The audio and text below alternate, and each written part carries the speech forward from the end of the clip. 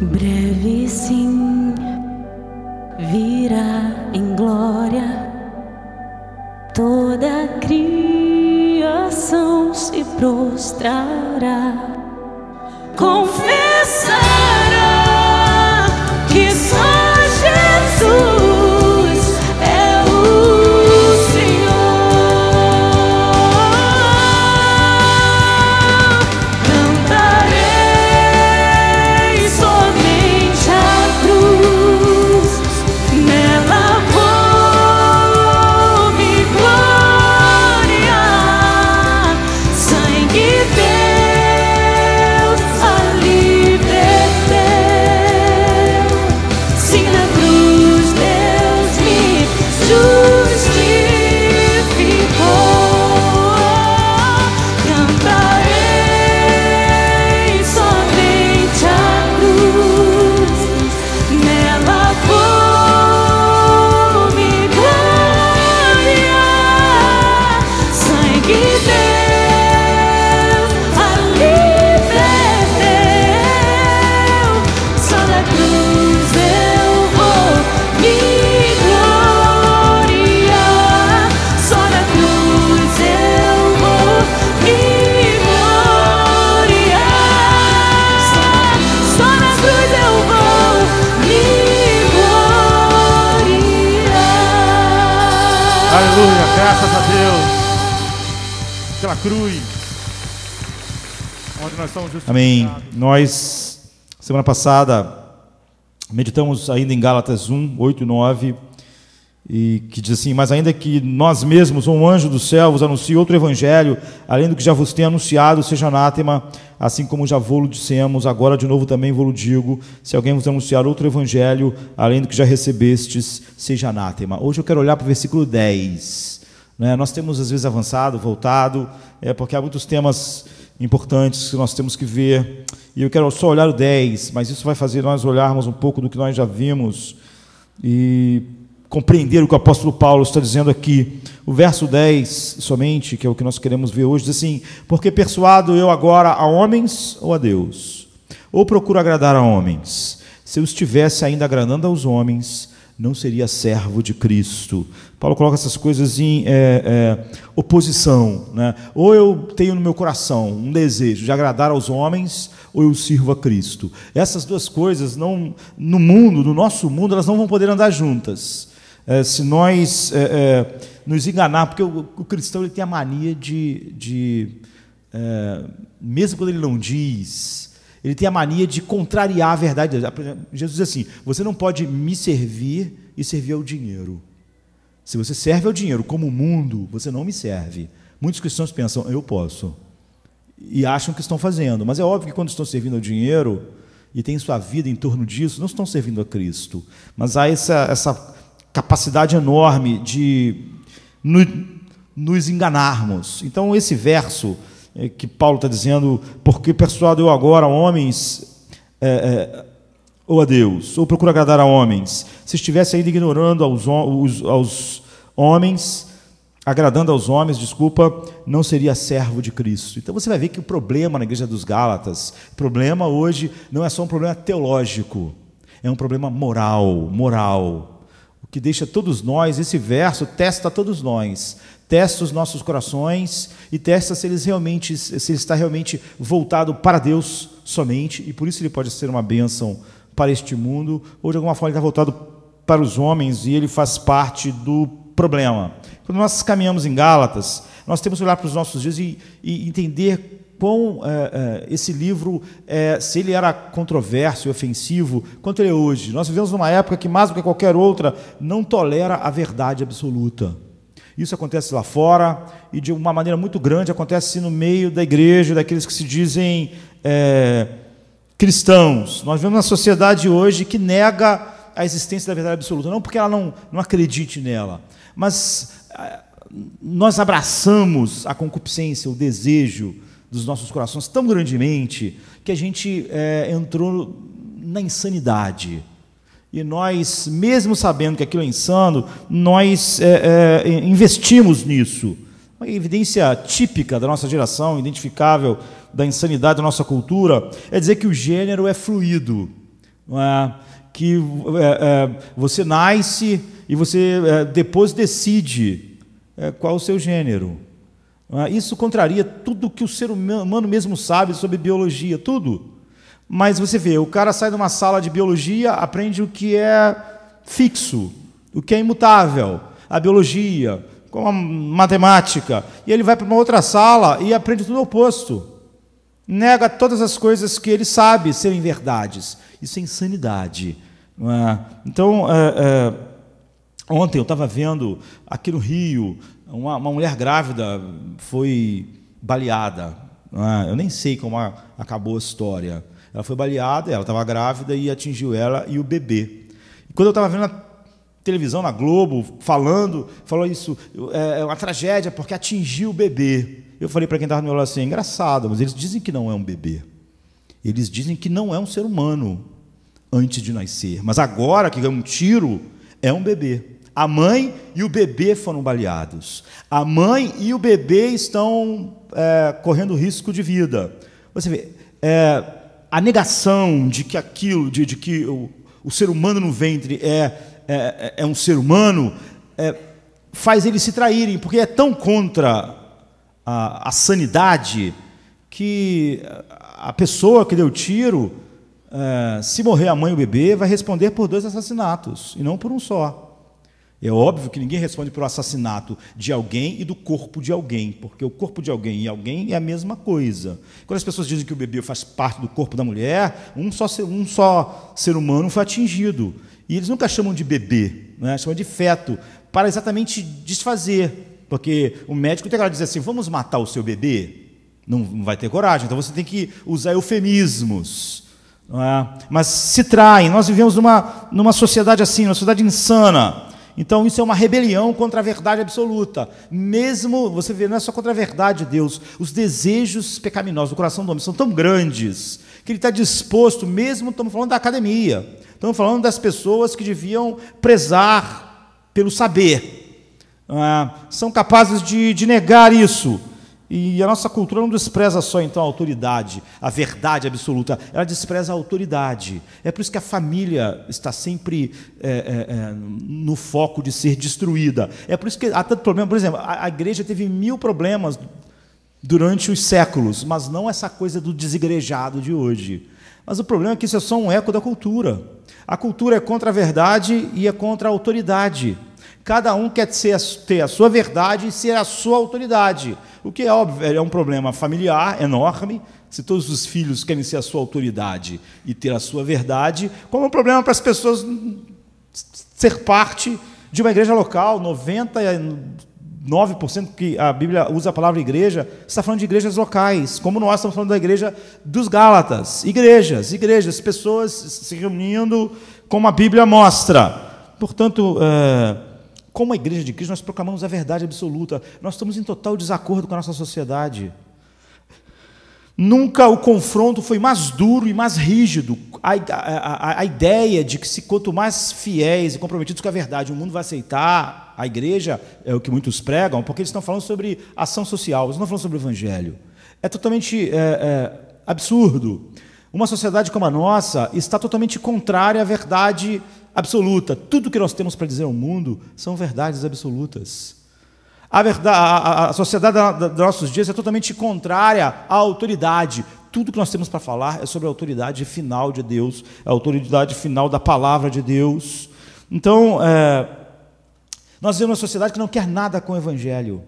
Nós conhecemos a maior parte dos cristãos que não querem nada com o evangelho também, a não ser que eles possam moldar a verdade, ou seja, eles são a fonte da verdade, como Agostinho disse. Se você na Bíblia escolhe o que você quer e rejeita o que você não quer, não é a Bíblia que você crê, você acredita em você mesmo, até a ponto de julgar o que a Bíblia está boa e está ruim nela.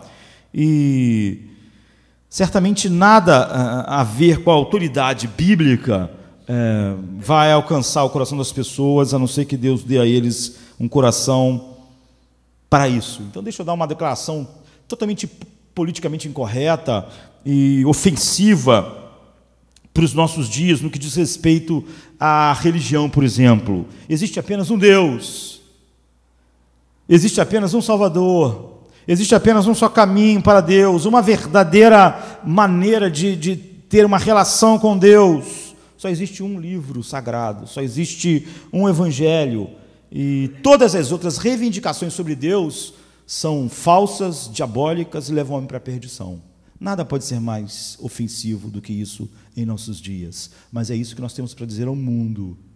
Essa é a mensagem, juntamente com todos os incrédulos, ateus, hedonistas, naturalistas, todas as pessoas fora, quem estiver dentro desse escopo da verdade, ter sido transformado pelo poder dessa verdade, estão perdidos. E essa declaração é a coisa mais ofensiva que você poderia dizer no mundo com o nosso.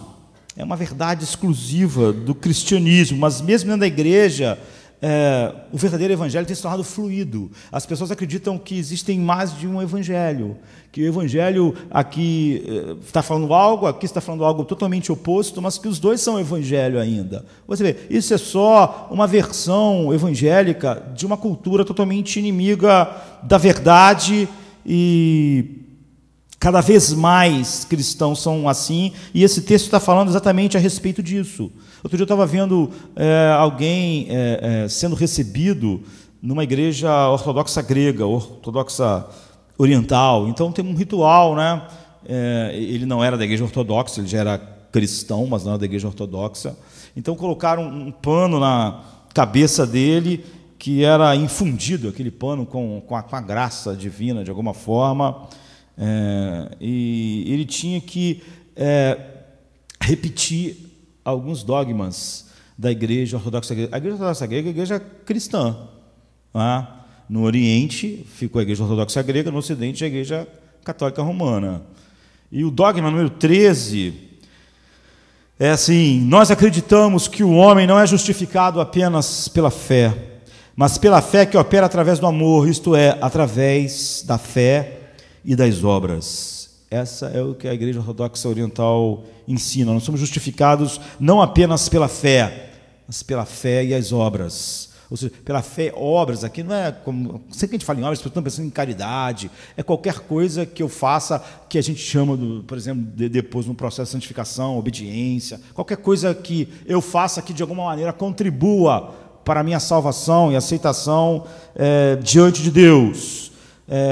É a ideia de que a santificação, mesmo quando nós estamos falando só sobre coisas certas, e nós vamos passar os próximos meses falando sobre santificação, porque uma das coisas mais difíceis nos nossos dias é as pessoas entenderem a santificação como o fruto da justificação, e quase sempre que a gente ouve não é sobre isso, por isso nós vamos gastar muitos meses, a partir desse mês, estudando como o Espírito Santo nos santifica. Nós sabemos que, como nós vimos, que qualquer inversão nesta ordem, o que gera o que, ou se isso trabalha junto ou não, você perdeu o Evangelho, você perdeu exatamente esses brados da reforma: só Cristo, só a graça, só a fé, não é? Só as Escrituras, o só lhe deu glória. Mas o problema é que existem 400 milhões de ortodoxos gregos no mundo, 400 milhões de cristãos ortodoxos gregos. Você tem que olhar para esses 400 milhões, que é 2 vezes a população do Brasil, e dizer: vocês estão perdidos. Isso não é o Evangelho. Isso no Oriente. Mas, se você juntar com os católicos romanos no Ocidente, você tem mais de 2 bilhões de pessoas. 2 bilhões de pessoas que são cristãs, mas você vai ter que dizer: isso não é o Evangelho. Você está perdido, porque acredita na mesma coisa, não é? Como aqui no dogma 13, nós não acreditamos que o homem seja justificado apenas pela fé. É por isso que Paulo dizia, Lutero, que a igreja está de pé ou cai pela doutrina da justificação. Foi Deus que começou ou foi eu que comecei? O que eu faço é um efeito do que Deus fez, ou eu fiz algo para ser aceito? Deus soberanamente me salvou e por isso eu me arrependi, fui regenerado soberanamente, então me arrependi, e tudo o que eu fiz foi um efeito do que Ele fez, ou eu fiz alguma coisa que fez Deus? Ou seja, eu fui a causa ou o efeito? A santificação é totalmente o efeito ou é a causa da salvação? O homem é salvo quando ele é justificado e é salvo para sempre. Você vê, pode não haver tempo nenhum para mais nada. O ladrão da cruz foi salvo, justificado e salvo. Tanto quanto quem vai viver mais 40 anos depois. Da mesma maneira que ele não podia acrescentar nada à justificação dele, nem quem vive 50 anos depois de ser salvo. Todo o processo de santificação não faz o homem ser salvo. Ele é um efeito, Exatamente por ele ser um efeito, ele é óbvio, em nenhum momento anula a justificação, ou nem ajuda ela. Quando a Bíblia diz que sem santificação ninguém verá Deus, porque o efeito segue a causa. Há uma causa e há um efeito, mas o efeito não tem nada a ver com a causa, nunca.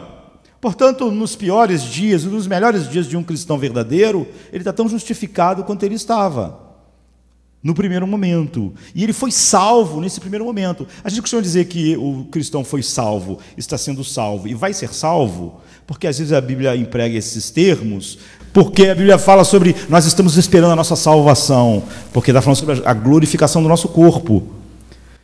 Nós estamos sendo salvos porque nós estamos sendo santificados.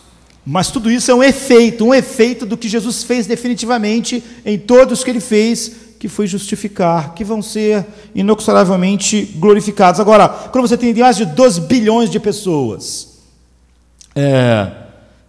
falando algo que é um falso evangelho, você tende, se você pensa apenas de maneira oposta ao texto que nós lemos, estou aqui para agradar aos homens ou a Deus?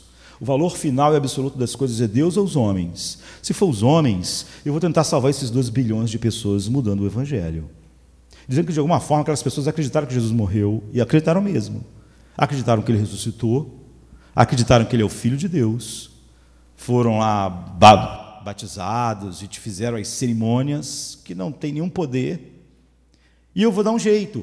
Pior ainda, eu falei dos católicos e falei dos ortodoxos gregos e um monte de evangélicos, uma quantidade enorme que acredita na mesma coisa,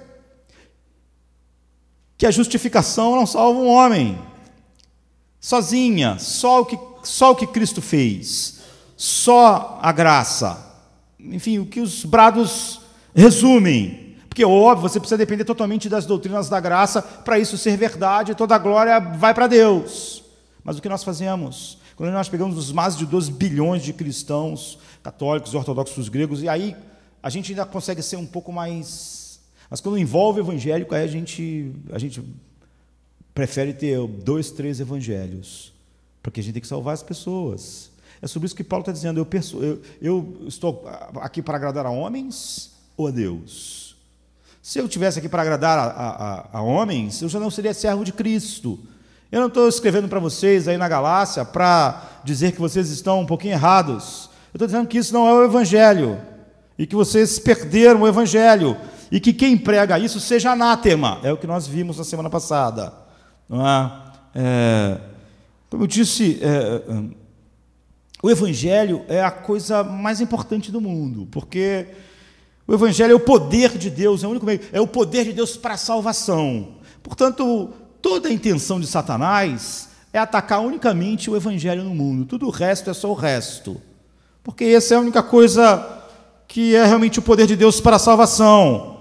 E Paulo está dizendo, não há outro Evangelho. Se você se afasta um pouco disso, não importa quantos mais dogmas eu lesse da Igreja Ortodoxa Grega, eu li só o 13, né? Ele não faz ele estar mais distante. Não existe graduação no distanciamento do Evangelho. Os tradutores do grego fizeram um esforço para mostrar que quando Paulo está dizendo perverter o Evangelho, eles fizeram um esforço, porque na verdade, para a gente entender, porque na verdade Paulo está dizendo inverter. Você inverteu a ordem. Quando você faz isso, você perde todo o Evangelho. E não há nenhum tipo de qualquer mudança no Evangelho que torne algo mais próximo ou mais distante. É totalmente falso ou totalmente verdadeiro. Então, Martinho Lutero, em seu comentário sobre a carta aos Gálatas, ele coloca assim perfeitamente. O que ele diz a respeito de Paulo, dizendo isso, ele diz assim: pois não há meio termo entre justiça cristã e obras. Não há meio termo. Se você achar, o que Lutero está dizendo assim, se em algum ponto você acha que o que você faz você ser justificado, ou se em algum ponto faz o que você fez você ser desjustificado, não há nenhum meio termo entre isso. Pois não há meio termo entre a justiça cristã, do Evangelho, e a que vem pelas obras de justiça. Não há outra alternativa à justiça cristã, a não ser as obras. Você pode mudar muito ou pouco, mas se não foi só pela graça, então foi pelas obras. Se você não construir sua confiança somente na obra de Cristo, você deve construir sua confiança em sua própria obra, em seu próprio trabalho. Se o que define finalmente é o que você fez, então você acredita na justificação pelas obras. Se o que você acredita é só o que Cristo fez, então você acredita na justificação bíblica, que Deus, como Paulo disse, justificou o ímpio. Ele não justificou alguém que era piedoso, não justificou alguém que tinha feito alguma coisa, ele justifica o ímpio. Então ele salva o ímpio, e tudo que acontece depois é o fruto daquilo que Deus começou a fazer. Então, como nós vimos, o Evangelho é tudo uma questão de ordem. Você amou a Deus, por isso Ele te amou? Não. Ele nos amou na eternidade, como a gente viu em Efésios. Então Ele nos escolheu. Então começa sempre tudo em Deus. Eu fiz algo e fui justificado, aconteceu o oposto, fui regenerado, e aí eu fui levado a crer, eu fui justificado. Sempre a questão é de ordem. Eu me santifico, por isso sou mais aceito, e por isso sou salvo, ou eu não me santifico, então eu deixo de ser aceito, ou eu me santifico porque eu fui aceito, porque eu fui totalmente salvo, porque eu não posso nunca mais ser separado de Cristo. Então, Lutero está dizendo, você vive numa coisa ou na outra, e Paulo diz que essa é a verdade por todo o caminho, de uma eternidade a outra. Deus começa na eternidade e Ele acaba te glorificando. Ele começa e Ele vai. É por isso que Paulo diz que em Filipenses 1,6, que aquele que começa a boa obra, ele termina. Ele começou, ele vai até o fim. Então você vê que os apóstolos pregaram o Evangelho e ele sempre foi assaltado desde o início. Foi atacado, foi alterado, foi corrompido, sempre por pessoas cristãs, que se diziam cristãs, acreditavam na morte de Cristo, na ressurreição de Cristo, mas acrescentavam algo ao Solus Christus. Porque o Solus Christus está falando sobre o que Lutero chama de teologia crucis. Tudo foi feito por ele na cruz. Ele comprou na cruz tudo. Comprou meu arrependimento, comprou minha regeneração, comprou minha santificação, comprou minha glorificação. Na cruz ele fez tudo.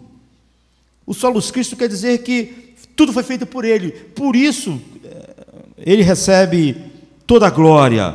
Então não há algo mais do que a graça, há só a graça, somente a graça. Não há algo mais que as Escrituras, porque é a revelação do Pai no Filho que poderia ser acrescentado. Mas nada, há algo mais do que a fé, porque não há, porque é um dom de Deus comprado por Cristo na cruz. Então Deus recebe toda a glória. Mas essas pessoas seguiam o apóstolo Paulo de cidade em cidade, de igreja em igreja, pregando um evangelho falso. Mas você vê, todos eles eram pastores, todos eles creram em Cristo, creram que Ele morreu na cruz e que Ele ressuscitou, mas a ordem estava invertida e sempre tinha alguma coisa junto com a graça, alguma coisa junto com a justificação, alguma coisa junto. E o apóstolo e aqueles que trabalhavam junto com eles foram a fonte da revelação final de Deus, da verdade do Evangelho, naquilo que nós temos aqui nessas cartas do Novo Testamento.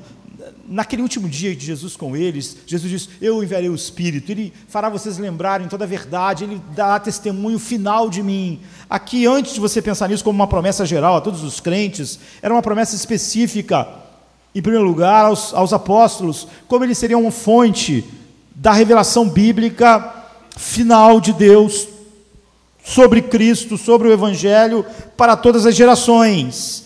Então o apóstolo Paulo diz, toda a Escritura é dada por inspiração de Deus, e ela é apta e suficiente, nada podendo ser acrescentado a ela, né? E Pedro diz, nós não seguimos instruções humanas, nós não escrevemos porque nós aprendemos com alguém, mas homens santos de Deus, tanto no Velho quanto no Novo Testamento, foram movidos pelo Espírito Santo, e é assim que a Escritura chegou até vocês. Então Paulo escreveu 13 cartas, livros daqueles que nós temos, é quem mais escreveu. Mas o primeiro livro do Novo Testamento é o livro de Tiago, e você vê que Tiago está falando que a fé, sem os efeitos da fé, certamente não pode ser uma fé verdadeira. Ou seja, Tiago é a primeira carta, pensem, é a primeira coisa que está sendo escrita no Novo Testamento. O que Tiago está dizendo não tem nenhuma, não está de forma nenhuma em oposição a nada o que a Bíblia fala a respeito da salvação, e do que Paulo ensina, do que Pedro ensina e João ensina. O que ele está dizendo é que o efeito sempre segue a causa. O que nós vemos Paulo afirmando em Gálatas, Romanos e todo o Novo Testamento, é que você não pode nunca mudar isso. Você nunca pode mudar essa realidade. Então, Tiago estabeleceu isso. A causa de tudo é a justificação. Mas há um efeito. É óbvio que o efeito não muda a causa. O efeito é uma coisa que acontece depois. Não é o efeito não tem uma relação com a causa. Ele tem uma relação de fluir a partir da causa. Mas ele não pode regredir para atingir a causa. A justificação é a causa. Ela acabou. Por isso que ela é um ato forense de Deus final. É por isso que quem tentará acusação contra os escolhidos de Deus? É Deus quem os justifica.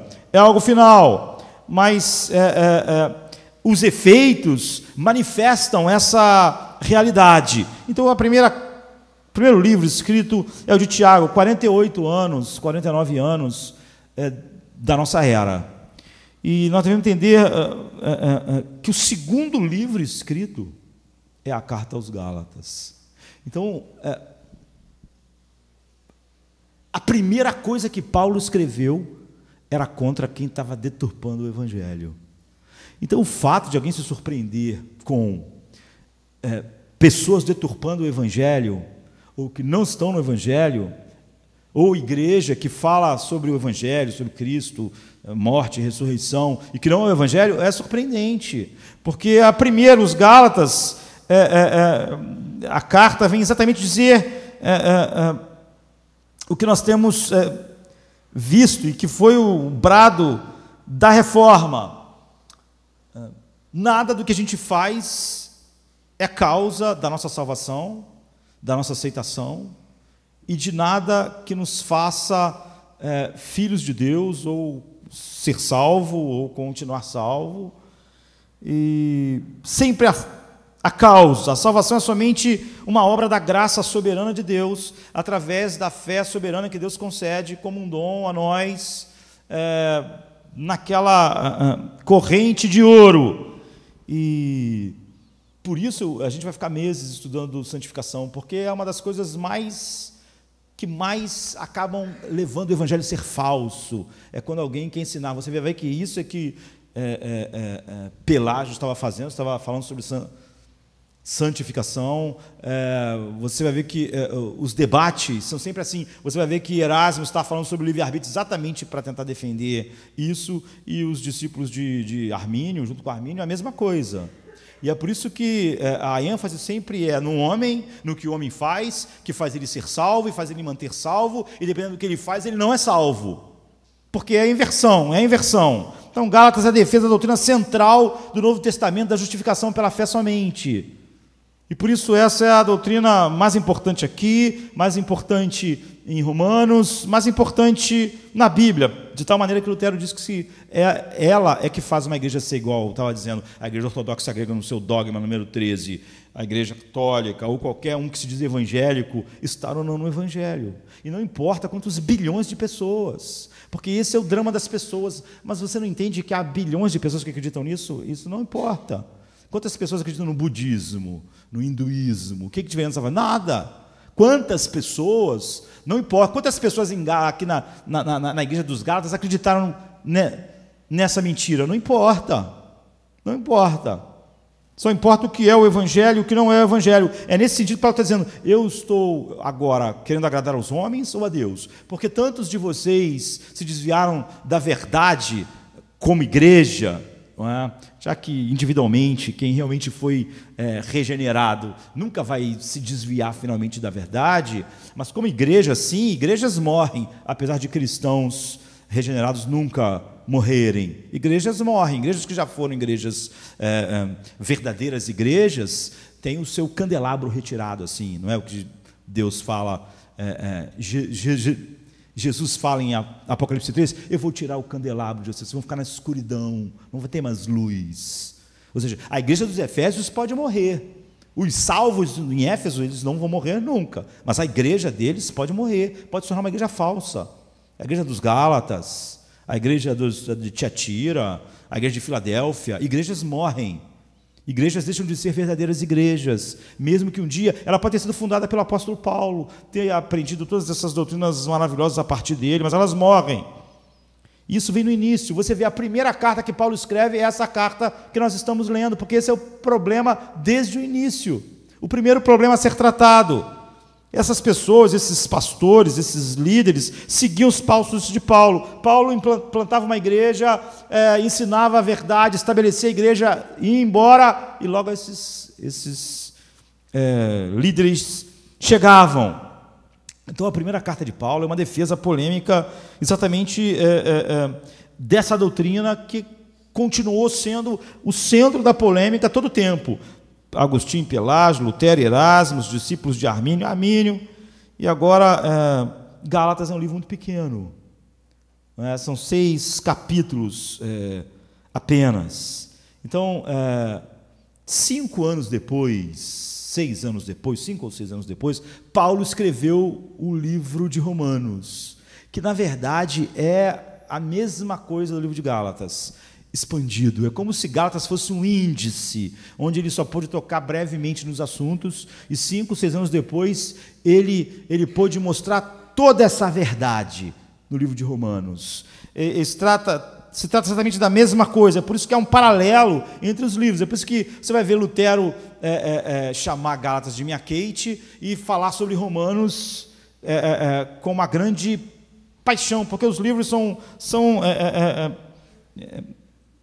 estão ligados intimamente. Um é um pequeno tratado, e depois, anos depois, Paulo sentiu a necessidade de ter um grande tratado sobre justificação pela fé, as doutrinas da salvação soberana, e nisso o livro de Romanos é insuperável. Não porque ele trata de temas mais profundos, mas porque ele pode expandir esta carta menor, 6 anos depois, que ele tinha escrito. Mas você vê, é uma batalha. E a batalha em Gálatas, é a batalha em Romanos, e você vai ver que a batalha em outras cartas é sempre a mesma. Nós vimos como no verso 6 ele disse, eu estou admirado que vocês tão depressa tenham deserdado daquele que vos chamou da graça de Cristo para um outro evangelho diferente, mas não há outro evangelho.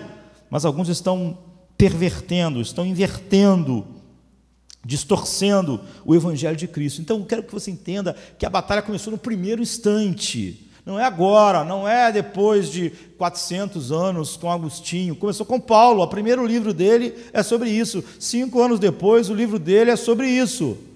Essa é a batalha. E havia falsos mestres que vinham de Jerusalém, portanto tinham certa autoridade. Lá é onde a igreja nasceu, é onde houve o Pentecostes, e eles professavam crer em Cristo, serem líderes, pregar o evangelho, a cruz, e eles perseguiam Paulo de cidade em cidade. Onde Paulo plantava uma igreja, eles apareciam logo depois e pervertiam. Essa é a razão pela qual essas várias cartas são escritas. É por isso que tem nelas essas declarações contundentes, como em Romanos 4, 5. Mas para aquele que não trabalha, mas crê naquele que justifica o ímpio, sua fé é acreditada como justiça. Ou seja, um homem é visto como justo diante de Deus naquele instante. Ele não vai ser mais justo anos depois. Ele vai ser mais maduro, ele vai ser mais santificado, mas não mais justo, não mais salvo. Ele foi salvo. E todo o resto é o desenrolar, é o resultado. Então, esse versículo, eu diria que é o resumo monumental do Evangelho.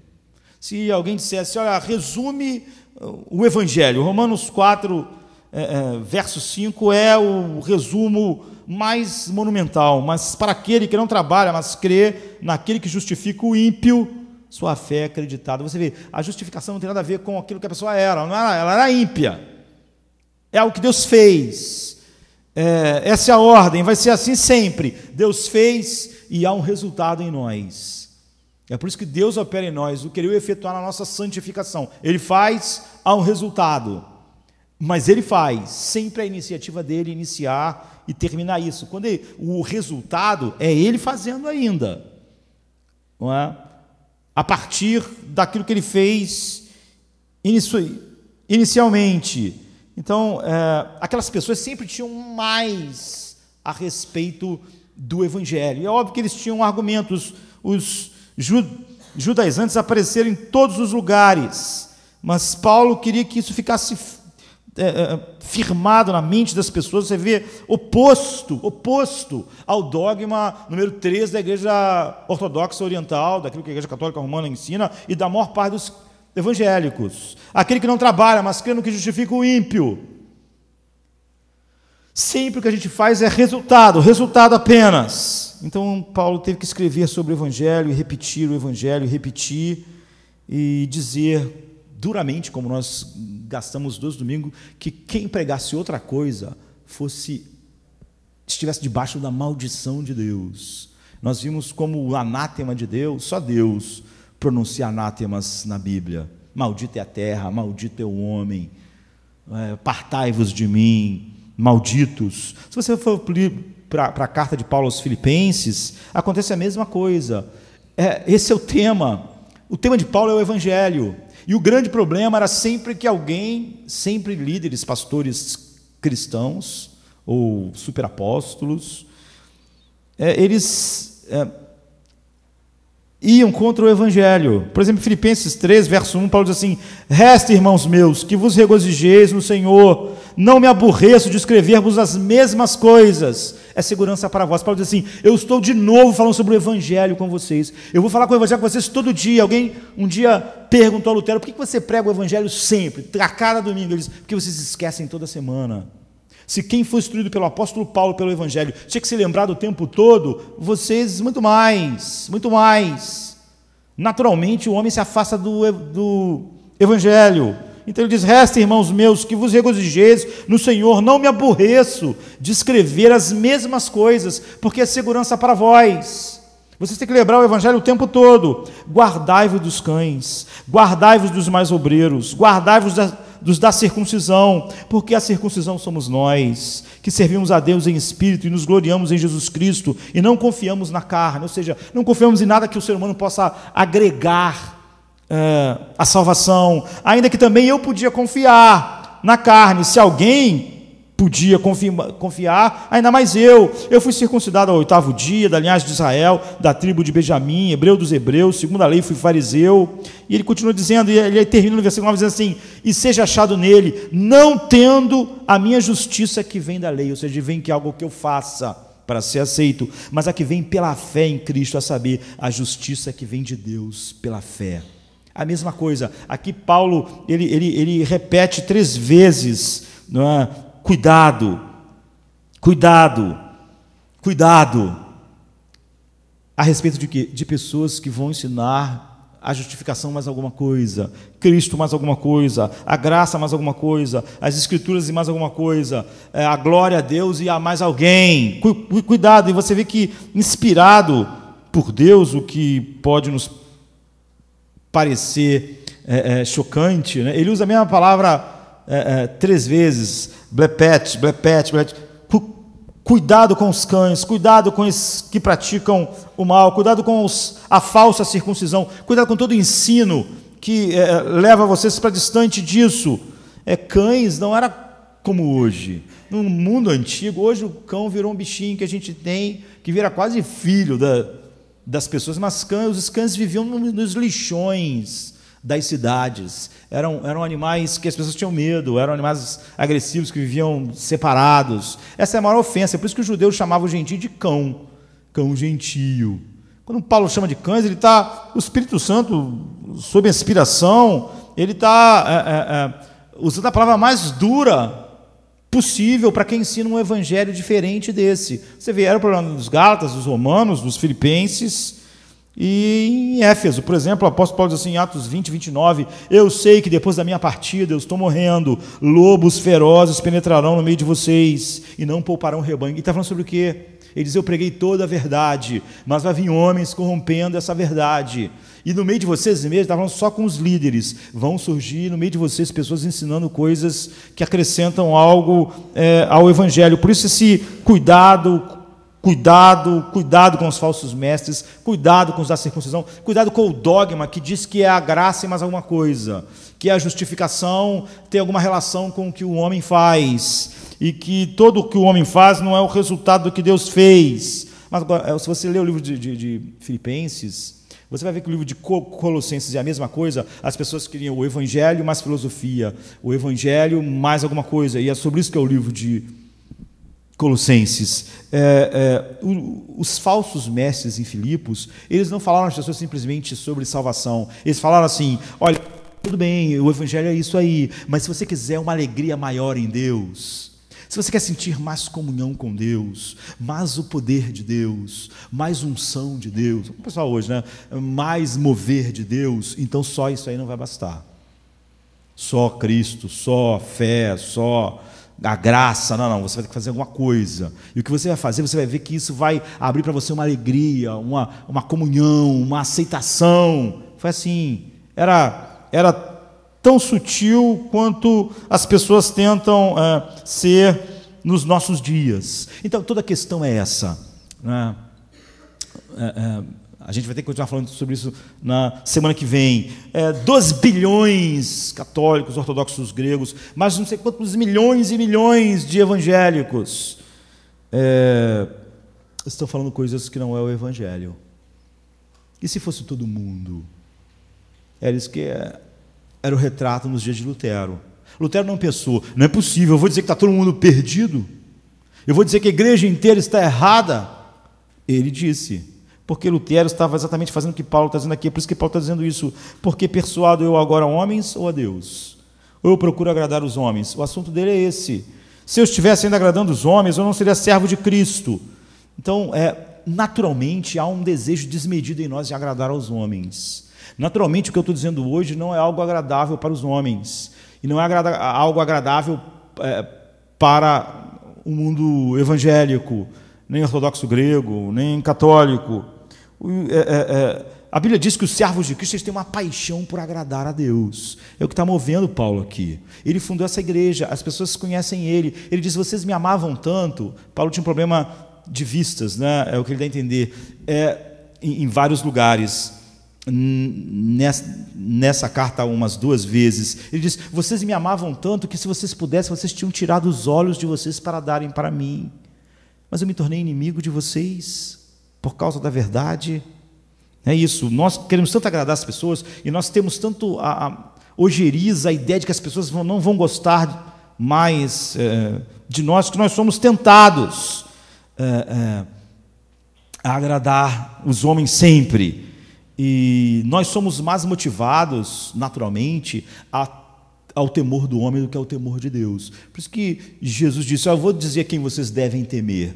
Porque, naturalmente, nós não tememos Deus, mas nós tememos o homem, a opinião dos homens.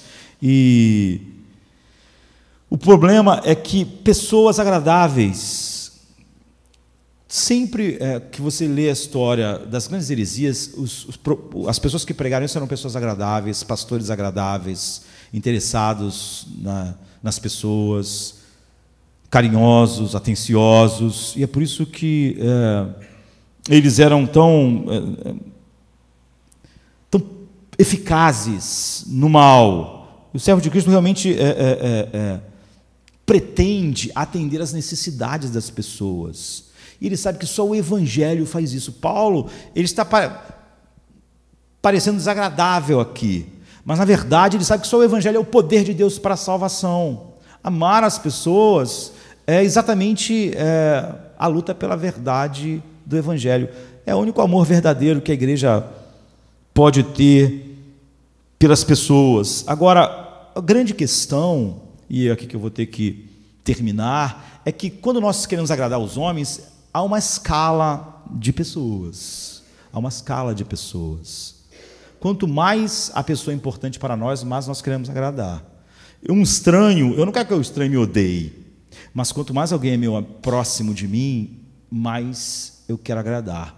Quanto mais essa pessoa está numa posição elevada, mais eu quero agradar. O que torna tudo mais difícil e mais complicado e talvez faz você ficar cego a essa realidade. Por isso aqui é um problema enorme, um problema moral. Então Paulo confronta os Gálatas aqui, porque eu estou buscando a aprovação de homens ou de Deus? Ou estou tentando agradar aos homens? Se ainda estivesse tentando agradar aos homens, não seria servo de Cristo. Por que ele faz essa pergunta? Porque, como eu disse no início, a crise na Galácia não era só teológica, era moral. Eu gosto dessa pessoa. Ela tem coisas em comum comigo. Como é que eu posso dizer isso para ela? Como é que eu posso confrontar ela assim? Ela não vai gostar. Quanto mais próximo, mais fácil alguém faz eu desvirtuar o Evangelho. Sabe, um grande amigo meu está vivendo uma situação, é mais fácil eu fingir que não estou vendo, eu não falar a verdade para ele, porque eu gosto muito dele. Isso é totalmente diabólico. Isso explica, pelo menos em parte, porque o Evangelho é tão corrompido em nossa geração.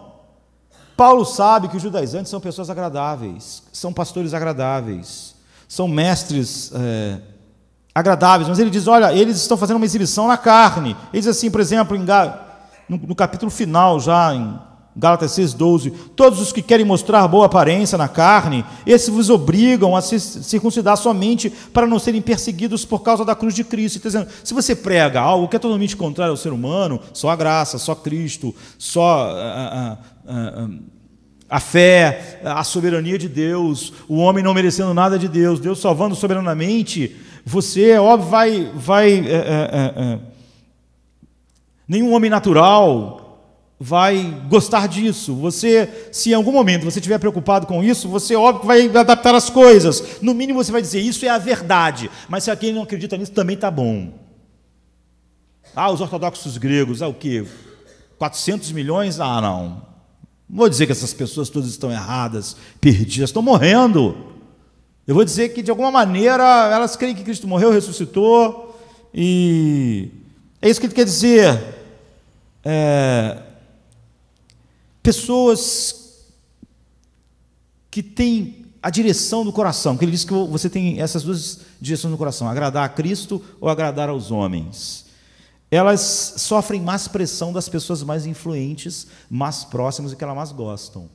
Por isso é que cristãos evangélicos vão se sentir mais à vontade de dizer, os ortodoxos gregos estão errados. Olha o dogma número 13, perdido. Mas aquela igreja evangélica ali, não, eu acho que tem coisa de Deus ainda. Esse é o problema.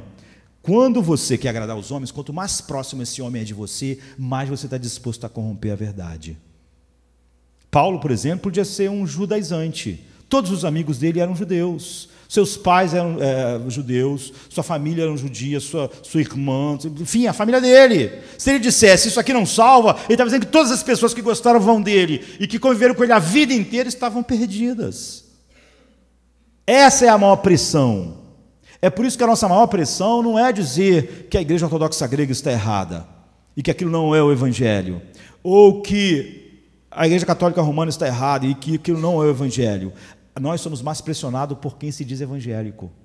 Quanto mais próximo de nós, mais disposto nós estamos em manipular a verdade. E isso, do ponto de vista de grupo e do ponto de vista pessoal, a sua esposa e o seu esposo são mais fáceis de influenciar a querer agradar homens e não a Deus do que um estranho. Porque você quer agradar a sua esposa, porque você quer agradar o seu esposo, porque você quer agradar o seu irmão, porque você quer agradar seu pai. É difícil ser comprometido com a verdade, quanto mais próximo é a pessoa que te pressiona e que você sente a pressão. Por isso é mais fácil. A maior parte das pessoas, elas falam sobre as doutrinas da graça, as doutrinas da fé, elas mostram a reforma, a proteção. Olha que maravilha, é maravilhoso. Olha como a igreja ortodoxa grega está longe disso. Olha como a igreja católica se afastou. 12 bilhões e pouco de pessoas, mas se afastou. Mas os evangélicos, não. Aí eu acho que é diferente. Acho que tem uma coisa de Deus ainda. Paulo não achava sobre a igreja dos Gálatas. As pessoas que ele conhecia pessoalmente, pessoas que podiam sentir vontade de dar o olho para ele, para que ele ficasse curado da sua enfermidade. É por isso que ele está dizendo, eu não persuado os homens, eu não procuro agradar os homens, e eu sei que você é mais pressionado pelas pessoas mais próximas. Portanto, esse é o teste. O teste não é eu vir aqui e falar contra a igreja ortodoxa grega. Eu não conheço nenhum ortodoxo grego. A maior parte deles estão no Oriente. Provavelmente eu vou viver a vida inteira e não vou ter contato. Eu não vou ter um grande amigo ortodoxo grego. Meu pai não era ortodoxo grego. Meu tio não era ortodoxo grego. Eu não fui da igreja ortodoxa grega e tenho um monte de amigos lá. Mas eu nasci no mundo evangélico. Meus pais eram evangélicos, meus avós. Então eu tenho amigos, tenho parentes. Dizer para eles o mesmo que eu digo da igreja ortodoxa grega é o grande teste da verdade. É onde eu posso dizer que estou aqui ou não. Então, Paulo certamente entendeu a pressão de pessoas influentes. E ele diz, se você não passa dessa pressão, se você só consegue ao longe, se você tem dificuldade de confrontar quem está próximo, um cristão, quer dizer, não tem dificuldade de confrontar quando vê o erro. Se um cristão diz assim, eu tenho dificuldade, esse não é o meu jeito, não é o meu temperamento, você não está agindo como cristão, você definitivamente não pode ser um líder, mas não é porque o líder tem que fazer isso, é porque a igreja inteira tem que fazer isso, e os líderes principalmente. Se alguém diz, eu tenho dificuldade de confrontar as pessoas, essa pessoa é inútil no reino de Deus.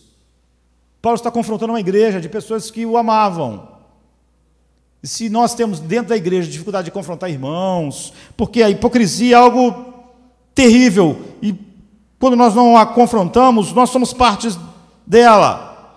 Então Paulo, no capítulo 2, nós vamos estudar tudo isso calmamente. Ele descreve um momento em que ele teria sido muito fácil ele confundir suas convicções. Nós sabemos que Paulo era um fariseu, que ele matava a igreja, e que ele se converteu, mas ele não viu os apóstolos. Ele ficou anos sozinho, ele não recebeu, a gente tem que entender isso sempre, ele vai dizer isso nessa carta, nós vamos estudar, ele não recebeu o evangelho de Pedro. O que Paulo ensina, ele não recebeu de seres humanos como vocês e eu.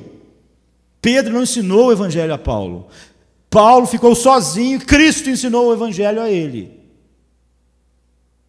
Tudo que Paulo sabia sobre o evangelho não veio dos apóstolos. E quando ele faz uma viagem a Jerusalém, anos depois, quando ele chegou lá, 14 anos depois, ele diz, subi outra vez a Jerusalém com Barnabé, levando comigo Tito. Mas nem ainda Tito, que estava comigo, sendo grego, foi constrangido a circuncidar-se. Isto por causa dos falsos irmãos que se intrometeram e secretamente entraram a espiar nossa liberdade, que temos em Cristo, para nos pôr em servidão, os quais ainda nem por uma hora nós cedemos. Agora entende, Jerusalém era o centro da igreja, lá estavam os apóstolos. Paulo era um apóstolo como um abortivo. Quando ele recebeu a pressão na igreja de Jerusalém a circuncidar Tito, o que ele diz? Não cedi.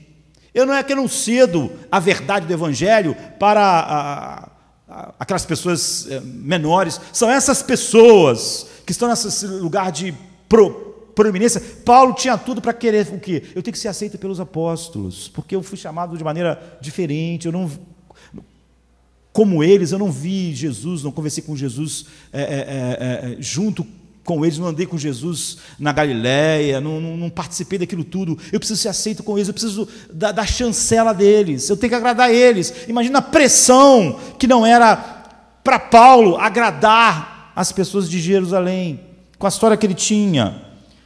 Mas ele diz, eu não cedi, porque a maior parte das pessoas prefere comprometer suas convicções, quanto mais próximo ou importante são as pessoas que estão deturpando a verdade. E quando nós somos firmes com o que está longe e não com o que está perto, nós só somos hipócritas. Quando eu digo, olha o dogma 13 da Igreja Ortodoxa Grega, isso não é o Evangelho. Não é que está um pouco longe do Evangelho, ou é o Evangelho ou não é o Evangelho. Não existe outro. Isso está debaixo do anátema. Mas quando eu tenho dificuldade, se o cara fala assim, não sou ortodoxo grego, eu sou evangélico. Mas tudo que eu falo expressa esse mesmo dogma 13 aí. Ah, mas então é diferente. Diferente, porque esse cara aí, eu fui da mesma igreja dele há muitos anos. Esse cara tem uma coisa de Deus. Certamente, se eu convivesse com os gregos, ortodoxos gregos, eu teria o mesmo problema. Porque você vê que o meu compromisso não tem nada a ver com a verdade. E é óbvio que eu sou mais persuadido a agradar as pessoas do meu grupo do que as pessoas distantes de mim. Portanto, a maior pressão vem das pessoas mais próximas. Então, você vê que Paulo, aos quais nem ainda por uma hora nós cedemos em sujeição. Eu não vou em Jerusalém ceder, porque em Jerusalém estão os apóstolos, foi aqui que tudo começou. Certamente foi difícil para Paulo não ceder às pessoas de Jerusalém, dizer, vocês estão errados. Vocês estão errados. Isso não é o Evangelho. Alguém poderia dizer, quem é você para falar que é o Evangelho? Quando é que você estava quando a gente andou com Jesus? Onde é que você estava quando Jesus estava aqui em Jerusalém? Anos depois você ainda estava matando cristãos. Como é que você vem aqui dizer para a gente o que é o Evangelho e o que não é o Evangelho?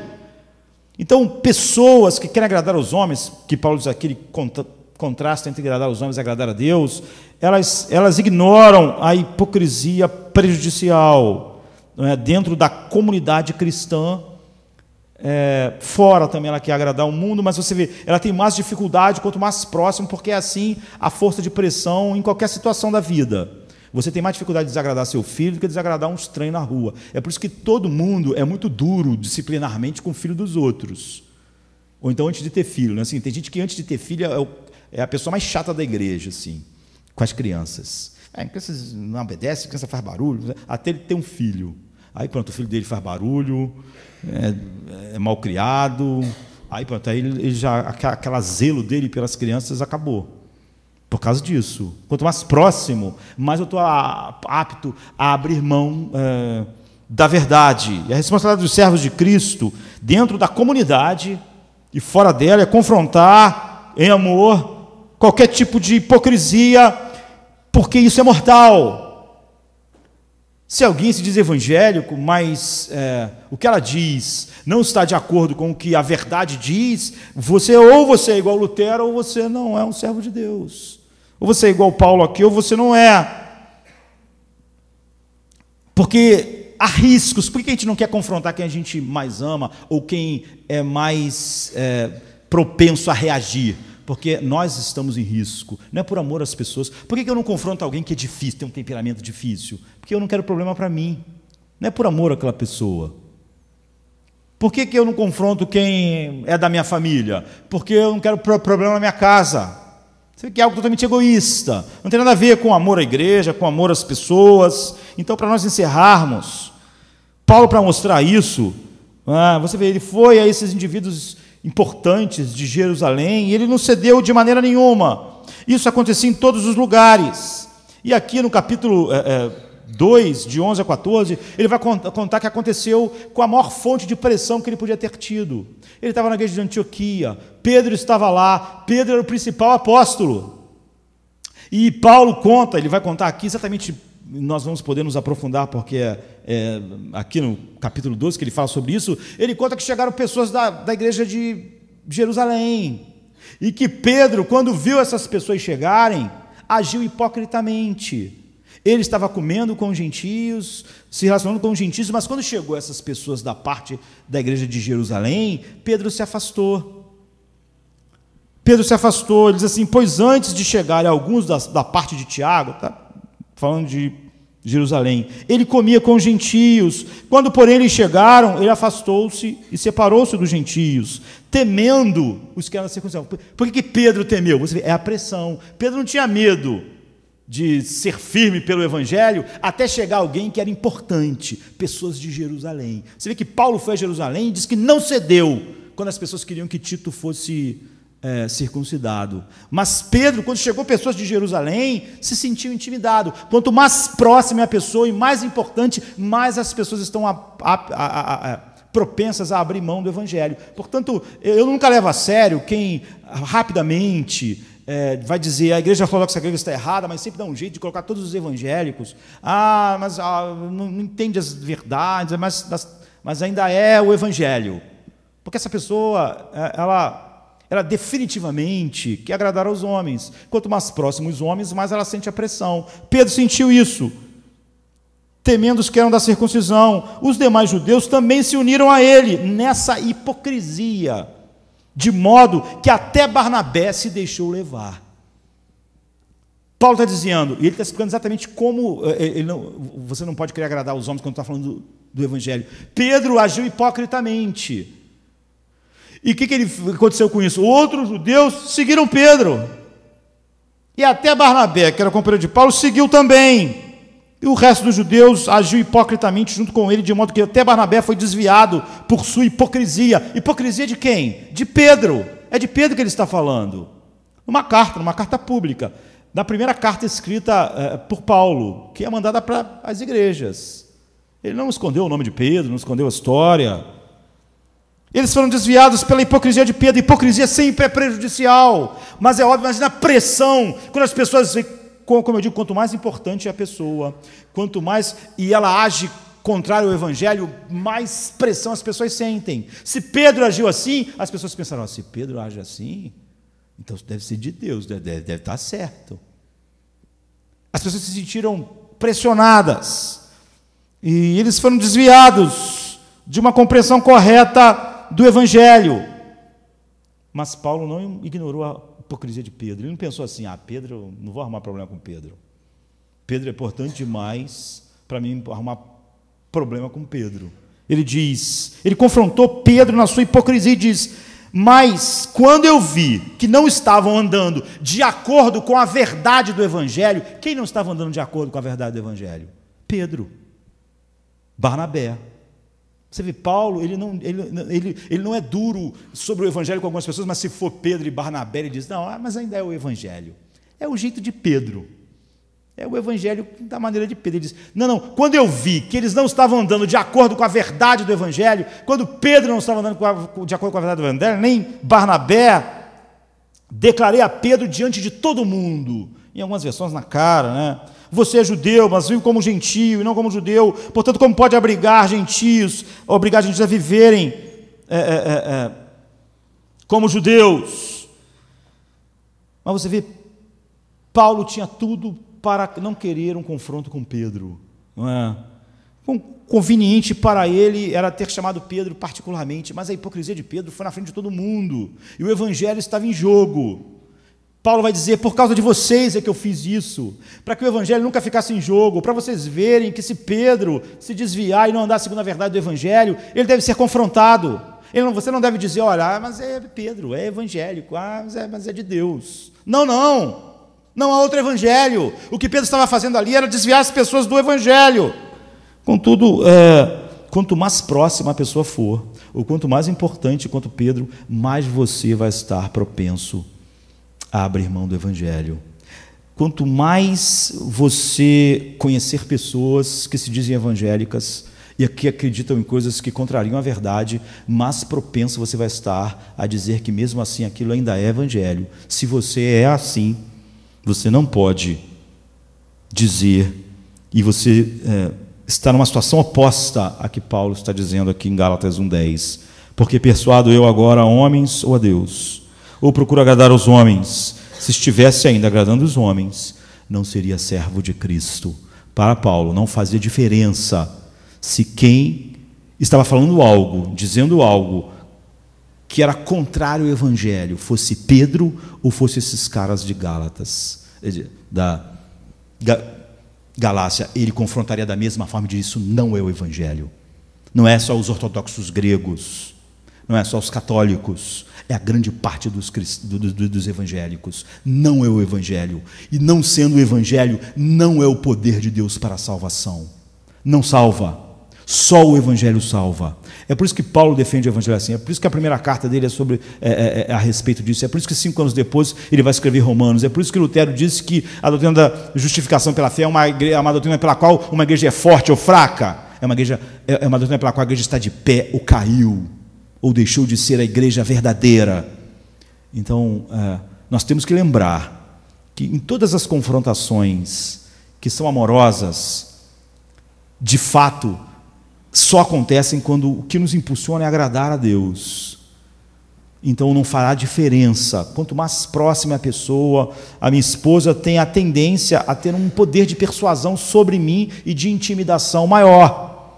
Meus amigos, o mundo evangélico, mais do que quem está mais distante. Quanto mais próximo, mais pronto eu estou para agradar aquelas pessoas ou aos homens do que a Deus. Você vê que isso nunca acontece com o apóstolo Paulo. Ele confronta aqueles falsos apóstolos, mas ele confronta Pedro e diz: você é hipócrita, o que você está fazendo não é o evangelho, vocês estão se afastando da verdade do evangelho, você, Barnabé, também. Isso só mostra que todos nós podemos nos afastar dessa verdade para agradar aos homens. Se Pedro sente a pressão e cede, se Barnabé sente a pressão e cede, nós podemos ceder pelas pessoas que nós gostamos, pelo grupo de pessoas que nós participamos, mas quando nós fazemos isso, estamos agindo como inimigos do evangelho.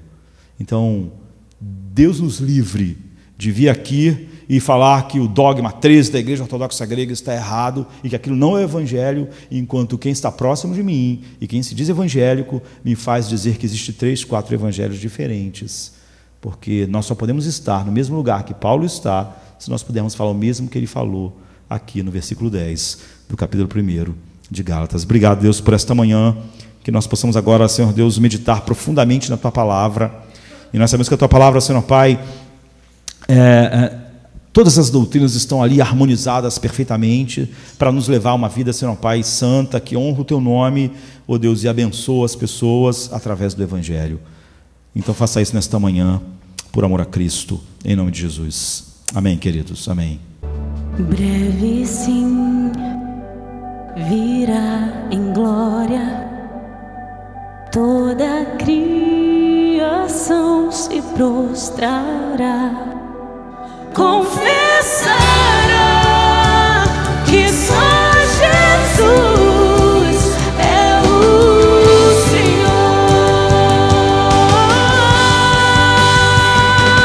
Cantarei somente a cruz, nela vou me gloriar. Sangue Deus ali verteu, sim, na cruz Deus me justificou. Cantarei somente a cruz, nela vou me gloriar. Sangue Deus ali verteu, só na cruz eu vou me gloriar. Só na cruz eu vou me gloriar. Só na cruz eu vou me gloriar. Aleluia, graças a Deus. Pela cruz, onde nós somos justificados para sempre. Obrigado, Deus, por colocar em nossos lábios um novo cântico, em nossos novos corações. Expanda isso através da Tua Palavra nesta noite, em nome de Jesus. Amém. Os irmãos podem se assentar.